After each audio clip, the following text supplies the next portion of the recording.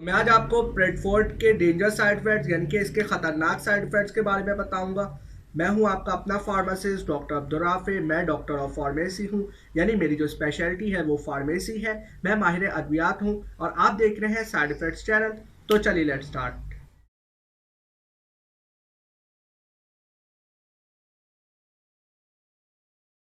इसके danger side effects यानी इसके खतरनाक साइड इफेक्ट्स बताने से पहले मैं आपको इसका एक छोटा सा इंट्रोडक्शन देना चाहूँगा कि ये क्या है मेडिसिन और ये क्यों यूज़ हो रही होती है। ठीक है, तो चलें स्टार्ट करते हैं। इसका जो ब्रांड नेम है वो प्रेडफोर्ट है और जो इसके जेनेरिक एक्टिव फार्मास्यूटिकल इंग्रेडिएंट है वो प्रेडनिसोलोन एसीटेट है। ये एक ऑप्थेल्मिक सस्पेंशन है 5 ml का और इसके जो मैन्युफैक्चरर है वो एरेटॉक्सन है और ये एक एलर्जन की प्रोडक्ट है। और ये जो यूज़ हो रही होती है ये इन्फ्लेमेशन को कम कर रही होती है, यानी कि सूजिश को कम कर रही होती है। सूजन हो जाती है जो आँख के अंदर सर्जरी के बाद या किसी इन्फेक्शन के बाद, तो उसके अंदर इसको यूज़ किया जाता है ताकि इन्फ्लेमेशन यानी कि सूजिश कम हो जाए आँख की। तो ये एक बहुत ही अच्छी और इफ़ेक्टिव मेडिसन है। तो चले अब इसके डेंजर साइड इफ़ेक्ट्स डिस्कस कर लेते हैं। मैं इसका जो है अभी लीफलेट निकाल रहा हूँ।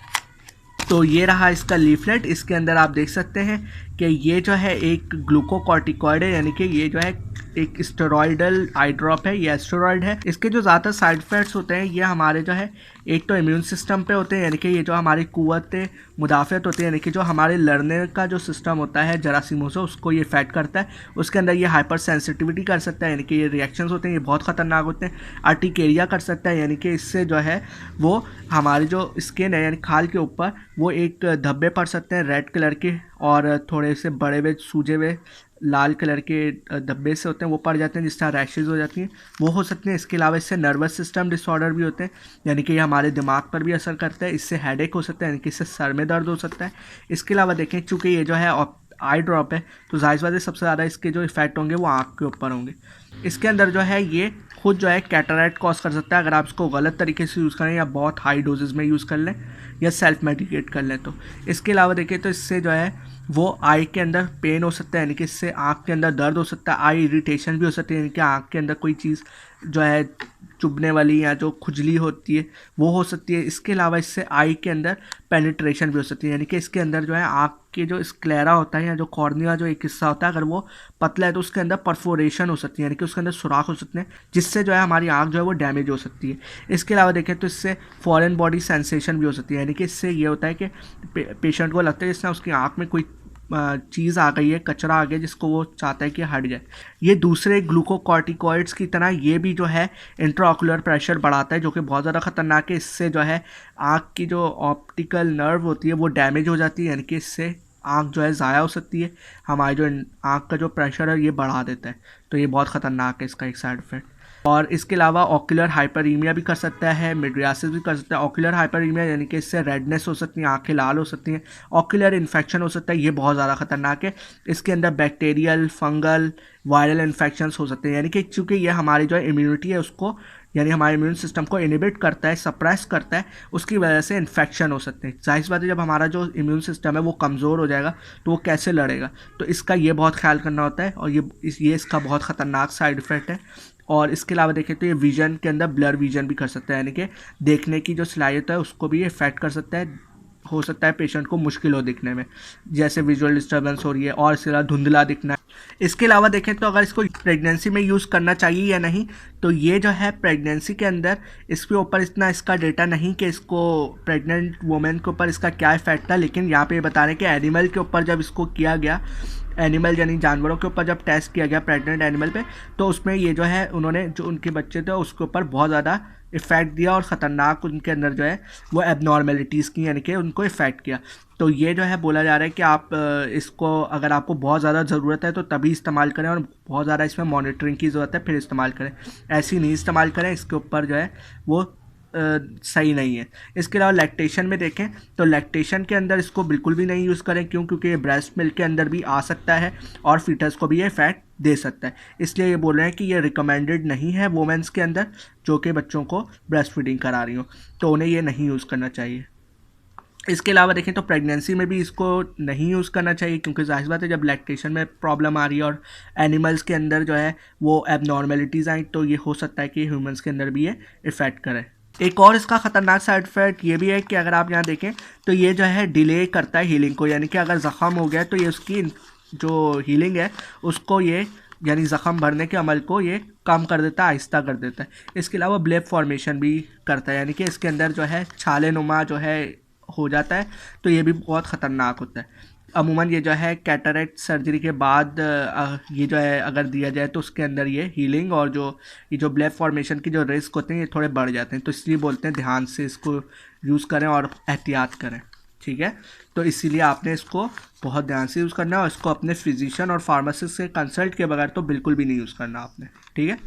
इसके अलावा ये जो है एबिलिटी टू ड्राइव और यूज़ मशीनरी, इसको भी ये इफेक्ट कर सकता है, यानी कि जो पेशेंट्स हैं उनकी जो एबिलिटी होती है ड्राइव करने की, यानी कि गाड़ी चलाने वगैरह की, तो उनको भी ये इफ़ेक्ट कर सकता है। पेशेंट्स जो अमूमन जो ये यूज़ कर रहे होते हैं उनको बोला जाता है कि आप जो है गाड़ी ना चलाएं और ना ही कोई हैवी मशीनरी यूज़ करें जिसमें बहुत ज़्यादा अलर्टनेस की ज़रूरत हो, क्योंकि ये जब ये ड्रॉप यूज़ किया जाता है तो ये इससे दिखता नहीं है, पेशेंट को सही से धुंधला दिखता है। इसके अलावा चूँकि ये जो है स्टेरॉयड है तो इससे जो है डिपेंडेंस हो सकती है, यानी कि पेशेंट जो है इसके ऊपर आदी हो सकता है, एडिक्शन हो सकती है। इसके अलावा इससे टॉलरेंस भी हो सकती है। टॉलरेंस मतलब यानी कि अगर फॉर एग्जांपल 1 mg असर करे तो अगली बार 1 mg नहीं करेगा, 2 mg लेंगे तो उतना असर आएगा, यानी असर के लिए फिर आपको डोज फिर बढ़ानी पड़ेगी, टॉलरेट हो जाएगा पेशेंट। इसलिए इसको आपने अगर देखा हो यहाँ पे तो मैं आपको दिखा देता हूँ कि ये बता रहे हैं कि ये जो स्टेरॉयडल ड्रॉप है इसको 10 दिन से 10 डेज से ज़्यादा नहीं यूज़ करना। अगर आपकी बहुत मजबूरी है और आपको यूज़ करना है तो एक्सट्रीम मॉनिटरिंग की ज़रूरत है, तब आपने इसको यूज़ करना है। 10 डेज से ज़्यादा नहीं यूज़ करना है इसको। इसके अलावा देखें तो यहाँ पे और दिखाऊँ मैं आपको, तो इसके अंदर एड्रीनल सप्रेशन भी कर सकता है बच्चों के अंदर और जो मज़ीद जो छोटे बच्चे होते हैं उनके अंदर, तो ये भी एक इसका ख़तरनाक साइड इफ़ेक्ट है। चूँकि जाहिर सी बात है ये भी मेडिसिन है तो दूसरी मेडिसिन की तरह इसके भी बहुत से ये साइड इफ़ेक्ट्स हैं। अच्छा, ये जो साइड इफ़ेक्ट्स होते हैं ये तब होते हैं जब हम इसको बहुत ज़्यादा अरसे तक यूज़ कर लें, मुस्तकिल यूज़ करें, मुसलसल यूज़ करते रहें, या बहुत ही हाई डोज में एक साथ यूज़ कर लें, गलत तरीके से यूज़ कर लें, या फिर हम सेल्फ मेडिकेशन खुद से ही अपने आप को देना शुरू कर दें, इस्तेमाल करना शुरू करें, तो उसमें ये होता है। अगर आप इसको तरीके से यूज़ करेंगे तो फिर ये आपको ये जो साइड इफ़ेक्ट्स हैं ये कम होंगे। अच्छा, ये जो साइड इफ़ेक्ट्स हैं ये ज़रूरी नहीं है कि आपको ये सारे हों। ये जो है साइड इफ़ेक्ट्स ये जो है पेशेंट से लिए गए थे, यानी कि जब ये पेशेंट को ये दवाई दी गई थी तो उन्होंने जब ये यूज़ की और उन्हें जो जो साइड इफ़ेक्ट्स हुए तो वो ये बताए गए कि पेशेंट से रिपोर्ट किया कि भाई हमें ये साइड इफ़ेक्ट्स हो रहे हैं, तो उस पर ये आपको बताया जा रहा है। ज़रूरी नहीं है कि आपको सारे साइड इफ़ेक्ट्स हों, ठीक है। हो सकता है आपको ये सारे हों, हो सकता है आपको इनके आधे हों, हो सकता है आपको इससे भी ज़्यादा हो रहे हों, ठीक है। तो इसलिए आपने इसको ध्यान से यूज़ करना है। और अब सवाल ये कि भाई ये इतने इसके साइड इफ़ेक्ट्स हैं तो भाई हम इसको यूज़ क्यों कर रहे हैं, तो मैं आपको एक चीज़ दिखाता चलूँ। आप यहाँ पे देखें ये जो है 3 to 5 टाइम्स जो है पोटेंट है हाइड्रोकोर्टिसोन, ये भी एक स्टेरॉयड है, उससे ये जो है 3 to 5 टाइम्स ताकतवर है, यानी कि उससे ज़्यादा पोटेंट है। और ये देखें 1% की कंसनट्रेशन में ये आपको इफेक्ट दे रहा है, और ये जो है आप इससे आपको अंदाज़ा हो रहा होगा कि ये कितना पोटेंट है। और ये जो है अपनी इसी के अंदर जो है अपनी एंटी इन्फ्लेमेटरी एक्टिविटी दे रहा है, यानी कि सूजिश को ख़त्म कर रहा है। तो ये बहुत ही अच्छी और इफेक्टिव मेडिसिन है, इसीलिए ये अभी तक यूज़ कर रहे हैं, ठीक है। तो आज के लिए बस इतना ही। इसके मजीद साइड इफ़ेक्ट्स, इसके ड्रग इंट्रैक्शन यानी कि दूसरी मेडिसिन के साथ इसके क्या साइड इफ़ेक्ट्स हैं और आपकी केस के लिए बेहतर भी है या नहीं, तो इन सब के लिए आप अपने फार्मासिस्ट से भी कंसल्ट कर सकते हैं। तो मैं उम्मीद करता हूँ कि आपको इस वीडियो से फ़ायदा हुआ होगा। मेरे चैनल को लाजमन सब्सक्राइब कर लीजिएगा, और अगर आपको ये वीडियो अच्छी लगे तो इसको लाइक और शेयर करना मत भूलिएगा। और अगर आपका इस मेडिसिन से रिलेटेड या किसी भी मेडिसिन से रिलेटेड कोई आपका सवाल हो, कोई क्वेश्चन हो, तो उसको कमेंट सेक्शन में लिख दीजिएगा, मैं आपको रिप्लाई भी कर दूंगा। और अगर आपको ये मेडिसिन चाहिए हो या कोई भी मेडिसिन चाहिए हो तो उसके लिए भी कमेंट सेक्शन में लिख दीजिएगा, मैं आपको सप्लाई भी कर दूंगा। और मुझे ये भी बताइए कि आपको ये वीडियो कैसी लगी, और अगर आपको कोई किसी दूसरी मेडिसिन पे कोई वीडियो चाहिए तो उसके लिए भी कमेंट सेक्शन में लिख दीजिएगा, तो मैं उस पर भी फिर बना दूंगा आपको। तो अब अपना बहुत बहुत ख्याल रखिएगा, और अब अपने फार्मासिस्ट डॉक्टर अब्दुल राफिक को भी इजाज़त दीजिए। अल्लाह हाफिज़, टेक केयर, एंड पाकिस्तान जिंदाबाद।